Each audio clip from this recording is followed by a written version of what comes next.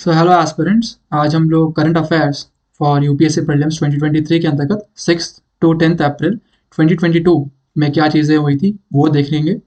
हमने पिछले लेक्चर में 1 टू 5 अप्रैल 2022 में क्या चीज़ें हुई थी वो समझने की कोशिश की थी। अब हम नेक्स्ट 5 डेज़ के करंट अफेयर्स को देख रहे हैं।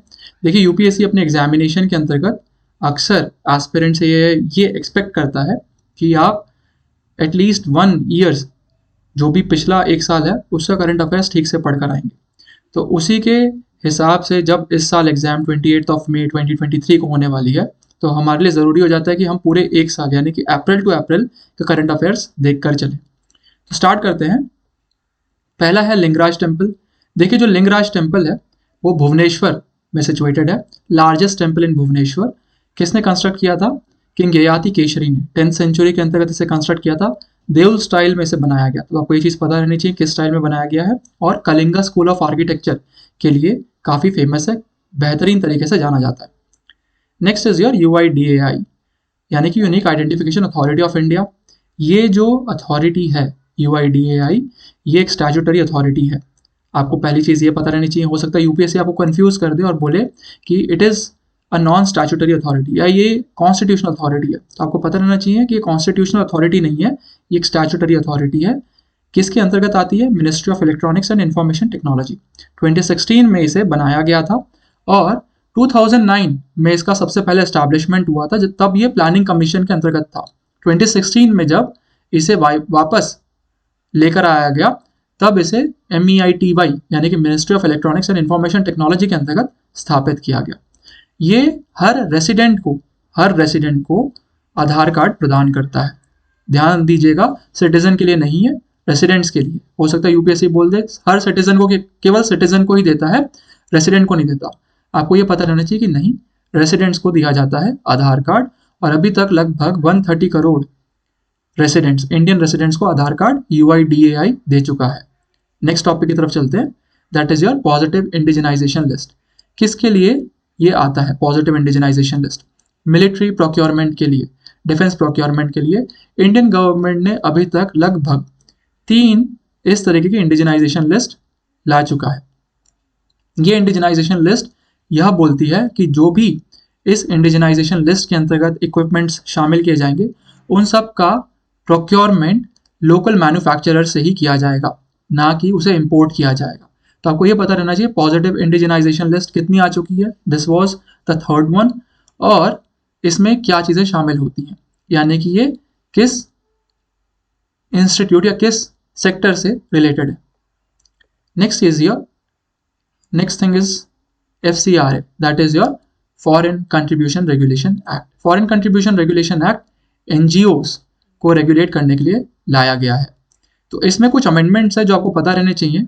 वो अमेंडमेंट्स पर्टिकुलरली करेंट टाइम्स में हाई कोर्ट में चैलेंज किए गए हैं। तो आपको ये पता रहना चाहिए मोटे मोटे तौर पर कि कौन कौन से अमेंडमेंट्स हैं जिन्हें FCRA के अंतर्गत लेकर आया गया है। तो पहला अमेंडमेंट यही है कि अगर एक इंडियन एंटिटी को जो कि फॉरेन कंट्रीब्यूशन एक्सेप्ट कर रहा है, वो इंडियन NGO दूसरे किसी इंडियन NGO को फॉरेन कंट्रीब्यूशन ट्रांसफर नहीं कर सकता। सेकेंडली, एडमिनिस्ट्रेटिव एक्सपेंसेस को रिड्यूस किया गया है फ्रॉम 50% टू 20%। इसी तरीके से अगर किसी इंडियन NGO के खिलाफ कोई इंक्वायरी चल रही है, तो वो इंडियन NGO को यदि फॉरेन कंट्रीब्यूशन मिला है तो गवर्नमेंट ऑफ इंडिया उसके यूटिलाइजेशन पर बैन कर सकती है। नेक्स्ट इज योर कि अगर कोई Indian NGO foreign contribution accept कर रहा है, तो उसे स्टेट बैंक ऑफ इंडिया में अपना खाता खुलवाना पड़ेगा, वो भी न्यू दिल्ली के ब्रांच में। वहीं पर उसे वो कंट्रीब्यूशन लाना पड़ेगा। And the next thing is that अगर कोई Indian NGO foreign contribution accept कर रहा है, तो सेंटर ये मैंडेटरी कर सकती है उस इंडियन NGO में जो भी काम करने वाले अधिकारी हैं, ऑफिसर्स हैं, ऑफिशियल लेवल के लोग हैं, कि उन्हें अपना आधार कार्ड सबमिट करना पड़ेगा। So these are all the major amendments regarding your Foreign Contribution Regulation Act. Then the next thing is your Indian tent turtle. देखिए, Indian tent turtle Schedule 1 of the wild life protection act 1972 के अंतर्गत शामिल किया गया है। इसका IUCN status क्या है? लीस्ट एंडेंजर्ड या लीस्ट कंसर्न। कहाँ कहाँ पाया जाता है? इंडिया, नेपाल, बांग्लादेश। हो सकता है यूपीएससी कंफ्यूज कर दे आपको ये बोलकर कि केवल इंडिया में ही पाया जाता है, क्योंकि नाम से ऐसा लग रहा है कि इंडियन टेंट टर्टल तो इंडिया में ही पाया जाएगा। तो आपको पता रहना चाहिए कि नहीं, it is also found in Nepal and Bangladesh. और शेड्यूल 1 में है, ना कि शेड्यूल 2 या 3 में। और जो मेल्स होते हैं वो फीमेल से स्मॉलर होते हैं, लेकिन जो उनकी टेल होती है वो थिकर होती है as compare to the females. So this is the major information regarding your Indian tent turtle. Then Baijayant Panda committee, Baijayant Panda committee national cadet corps से रिलेटेड है, आपको ये चीज़ पता रहनी चाहिए। The next is your Kuthiran tunnel. आखिरकार कुथिरन टनल कहाँ पर सिचुएटेड है? केरला में। साउथ इंडिया का 6 लेन टनल या 6 लेन टनल का सबसे लॉन्गेस्ट टनल है कुथिरन टनल, तो ये चीज़ आपको पता रहनी चाहिए। तो the next is your stand up India scheme. कब लॉन्च हुई थी? 2016 में। तो वर्तमान समय में इसे लगभग 6 ईयर्स हो चुके हैं, इसलिए इंपॉर्टेंट हो जाती है। इवन यूपीएससी ने 2015 या 16, 17 इनमें से किसी एक साल के एग्जामिनेशन के अंतर्गत इस स्कीम के बारे में पूछा भी है कि स्टैंड अप इंडिया स्कीम क्या है। तो आपको ये पता रहना चाहिए कि SC ST या वुमेन में एंटरप्रेन्योरियल एक्टिविटीज़ को ज़्यादा से ज़्यादा बढ़ावा देने के लिए ये स्कीम लेकर आई गई थी, और केवल ग्रीन फील्ड प्रोजेक्ट को फंड करती है। आपको ये पता रहना चाहिए, ब्राउन फील्ड नहीं, ग्रीन फील्ड प्रोजेक्ट। और सिडबी एंड नाबार्ड ये दोनों इंस्टीट्यूशन इस स्कीम के लिए फंड प्रोवाइड करते हैं, तो ये भी चीज़ आपको पता रहनी चाहिए। The next is your Electral bond. Electral bond किसके संबंध में है? ये चीज़ आपको पता रहनी चाहिए कि इसी बॉन्ड के द्वारा एक व्यक्ति किसी पॉलिटिकल पार्टी को फंड प्रोवाइड कर सकता है। ये किस डिनोमिनेशन में आते हैं? Starting from ₹1000 and they goes to ₹1 crore. हो सकता है यूपीएससी बोलते कि ₹100 का भी इलेक्ट्रॉल बॉन्ड मिलता है, आपको पता रहना चाहिए कि नहीं, फ्रॉम ₹1000 टिल ₹1 करोड़। और इसमें कोई मैक्सिमम लिमिट नहीं होती। यदि कोई व्यक्ति चाहता है कि वो 10 करोड़, 15 करोड़ या 100 करोड़ भी दे दे किसी राजनीतिक पार्टी को, तो भी दिया जा सकता है, कोई मैक्सिमम लिमिट नहीं की गई है। लेकिन ये बात ध्यान रखिएगा, केवल इंडियन सिटीजन ही खरीद सकता है इलेक्ट्रॉल बॉन्ड, ठीक है? इंडिविजुअल भी खरीद सकता है, लेकिन वो इंडियन सिटीजन होना जरूरी है। और ये भी जरूरी बात होती है कि अगर आपने इलेक्ट्रॉल बॉन्ड ले लिया है तो उसकी एक वैलिडिटी होती है 15 डेज पीरियड की, उसके बाद वो इलेक्ट्रॉल बॉन्ड वैलिड नहीं रहेगा। एंड डोनर का नेम इसमें कोई मेंशन नहीं होता है, तो आपको ये चीज़ें पता रहनी चाहिए। This is the main information regarding your electoral bonds. Then UNHRC, United Nations human rights commission. ये United Nation commission on the human rights जो पहले बॉडी थी ये उसकी पहली बॉडी थी, प्रेडिसेसर बॉडी थी। उसके बाद अब UNHRC नई बॉडी के रूप में शामिल की गई है, ये बनाई गई है।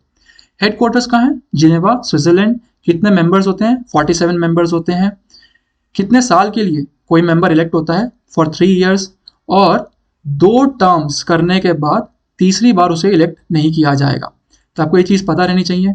और जिस प्रकार के रेजोल्यूशन देती है United Nations human right commission या ह्यूमन राइट्स काउंसिल, ये क्या बाइंडिंग होते हैं? नहीं, these are the non binding resolutions. Then Asia's largest sewage treatment plant. ये जो एशिया का लार्जेस्ट सीवेज ट्रीटमेंट प्लांट है, ये कहाँ पर सिचुएटेड है? ओखला, दिल्ली के अंतर्गत। किसके क्लीनिंग के लिए ये लेकर आया गया है? For cleaning Yamuna. The next is your Ashwini Vaishnaw committee. अब अश्विनी वैष्णव कमेटी किसके लिए लेकर आई गई है? For semiconductor manufacturing in our country, तो उसके संबंध में अश्विनी वैष्णव कमेटी को लेकर आया गया। Then your international energy agency. अब ये भी बहुत इंपॉर्टेंट हो जाता है। कब इस्टेब्लिशमेंट हुआ है? 1974 में। और इसमें वही देश मेंबर बन सकते हैं जो OECD के मेंबर होंगे। आपको ये ध्यान में बात रखनी होगी कि जो OECD के मेंबर्स होंगे वही IEA के मेंबर्स हो सकते हैं, लेकिन ये ज़रूरी नहीं है कि हर OECD का मेंबर IEA का मेंबर हो जाएगा, ठीक है? ये बहुत ही बारीक वाली चीज़ है कि IEA का मेंबर होने के लिए ये शर्त है कि OECD का मेंबर होना पड़ेगा, लेकिन हर OECD का मेंबर IEA का मेंबर नहीं होगा। देन हेडक्वार्टर्स इज, कहाँ पर हेडक्वार्टर सिचुएटेड है इसका? फ्रांस में, पेरिस के अंतर्गत। 30 सदस्य देश है, 30 मेंबर कंट्रीज हैं। और इसकी कुछ और भी शर्तें हैं अगर इसका मेंबर बनना रहता है। पहली शर्त ये रहती है कि एटलीस्ट 90 डेज तक का फ्यूल एक कंट्री के पास हो। इतनी हैसियत होनी चाहिए कि अगले 90 दिनों तक कितनी फ्यूल की ज़रूरत है उतना रिजर्व उस कंट्री के पास होना चाहिए। और साथ ही साथ वो कंट्री ये भी कमिट करे कि 10% फ्यूल रिडक्शन एनुअल रूप में करने के लिए उसके पास प्लान है। तो आपको ये चीज़ें पता रहनी चाहिए कि क्या क्या इसका कंपोजिशन है, क्या एलिजिबिलिटी है और किस प्रकार की रिपोर्ट्स ये जारी करती है। सो global energy and CO2 status report है, वर्ल्ड एनर्जी आउटलुक है, वर्ल्ड एनर्जी स्टैटिस्टिक्स है। तो यूपीएससी ने एक बार प्रीलिम्स में ये चीज़ पूछ ली थी कि वर्ल्ड एनर्जी आउटलुक किस ऑर्गेनाइजेशन के द्वारा लेकर आई जाती है. So you should know that it is your international energy Agency. Then Babu Jagjivan Ram, देखिए a concept related to your history GS1. तो आपको ये चीज़ पता रहनी चाहिए कि फ्रीडम फाइटर थे, डिप्यूटी प्राइम मिनिस्टर रह चुके हैं in independent India Babu Jagjivan Ram, और इन्होंने जो डाउन ट्रोडन्स थे, स्पेशली जो दलित्स थे, उनको उठाने के लिए, उनके उत्थान के लिए बहुत ज़्यादा कार्य किया था. इन्होंने all India depressed class league की भी स्थापना की थी और रविदास सम्मेलन को भी ऑर्गेनाइज करवाया था. इसी तरीके से अखिल भारतीय रविदास महासभा के भी इस्टेब्लिशमेंट में इनका बहुत बड़ा योगदान है. और इन्होंने हैमंड कमीशन जो रांची में स्थापित हुआ था, हैमंड कमीशन, उसके सामने ये चीज़ बोली थी कि दलित्स को भी वोटिंग राइट्स मिलने चाहिए. इसी तरीके से इन्होंने गांधी जी के विचारों से ये बहुत प्रेरित थे और इन्होंने civil disobedience movement as well as quit India movement में भी पार्टिसिपेट किया था. So this is the information regarding Babu Jagjivan Ram. आपको ये चीज़ पता रहनी चाहिए. And the next is your geomagnetic storms, concept related to your science and technology. Geomagnetic storms क्या चीज़ होते हैं? जब सोलर फ्लेयर्स बहुत ज़्यादा मात्रा में एमिट होते हैं तो ये हमारे अर्थ की मैग्नेटिक फील्ड को काफ़ी प्रभावित करते हैं. तो ऐसे ही स्टॉर्म्स को बोला जाता है जियोमैग्नेटिक स्टॉर्म्स. क्यों होते हैं? कोरोनल मास इजेक्शन या कई बार जो सोलर विंड्स होती हैं, बहुत ज़्यादा तीव्र गति से सोलर विंड्स जो आती हैं, या जो कोरोनल मास इजेक्शन होता है, उसके कारण ये जियोमैग्नेटिक स्टॉर्म्स आते हैं. The next is your Nipah virus, zoonotic virus है. आपको पहली चीज़ ये पता रहनी चाहिए. सेकेंड इज योर, कब ये सामने आया था? 1998 में मलेशिया के अंतर्गत. मलेशिया में एक विलेज है निपाह, वहीं से इस वायरस का नाम पड़ा है निपाह वायरस का. अभी तक कोई भी वैक्सीन इसकी अवेलेबल नहीं है और human to human transmission possible है निपाह वायरस के अंतर्गत. नेक्स्ट इज योर प्रकृति. हो सकता है यूपीएससी आपसे सीधा पूछ ले, Prakriti, the word was recently in the news, it is related to. तो आपको ये पता रहना चाहिए इट इज अ मैस्केट. किसके लिए है? To eliminate plastics. और गवर्नमेंट ऑफ इंडिया यानी कि ministry of environment, forest and climate change, इसके द्वारा ये चीज़ लाई गई है. तो आपको पता रहना चाहिए व्हाट इज प्रकृति. Next is your tour of duty model. Tour of duty model किसके संबंध में? अगेन ये जो कंटेक्स्ट है वो है आपका मिलिट्री के संबंध के अंतर्गत. तो जिस तरीके से हाल ही में हमारे आर्म्ड फोर्सेस ने जो अग्निवीर स्कीम लेकर आई है, कुछ उसी का एक छोटा रूप है tour of duty model. Tour of duty model में एक व्यक्ति 3 साल के लिए सेना में जाकर अपनी सेवा दे सकेगा. तो ये चीज़ है टूर ऑफ ड्यूटी मॉडल. इसके बारे में यहाँ पर इंफॉर्मेशन दी गई है, लेकिन इतनी ज़्यादा इंफॉर्मेशन इन डेप्थ आपको ज़रूरी नहीं है फॉर प्रीलिम्स एग्जामिनेशन. आपको बस इतना पता रहना चाहिए कि टूर ऑफ ड्यूटी मॉडल किस कंटेक्स्ट में हाल ही में सुनने के लिए मिला था. तो ये था मिलिट्री के कंटेक्स्ट में.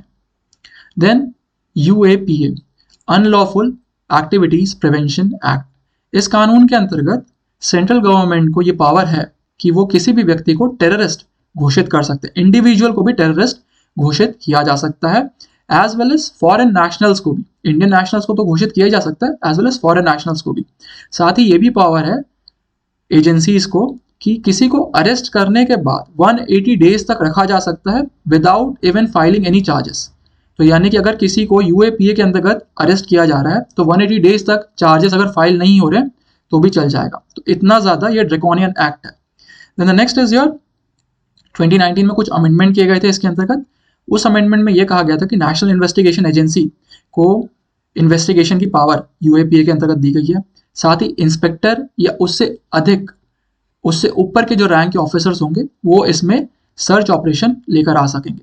तो आपको ये चीज़ पता रहनी चाहिए कि UAPA में क्या अमेंडमेंट्स किए गए हैं, किस तरीके की पावर है, क्या इंडिविजुअल को टेररिस्ट के रूप में घोषित किया जा सकता है, क्या फॉरेन बाउंड्रीज के अंतर्गत या दूसरी कंट्रीज में सर्च ऑपरेशन किया जा सकता है. तो यस, UAPA के अंतर्गत ये भी पावर दी गई है कि अगर कोई टेररिस्ट एक्ट इंडिया के अगेंस्ट फॉरेन लैंड पर होता है तो उसमें भी search as well as search and seizure की जो पावर्स होती है वो दी गई है अथॉरिटीज़ को. तो आपको ये चीज़ पता रहनी चाहिए रिगार्डिंग योर UAPA एक्ट.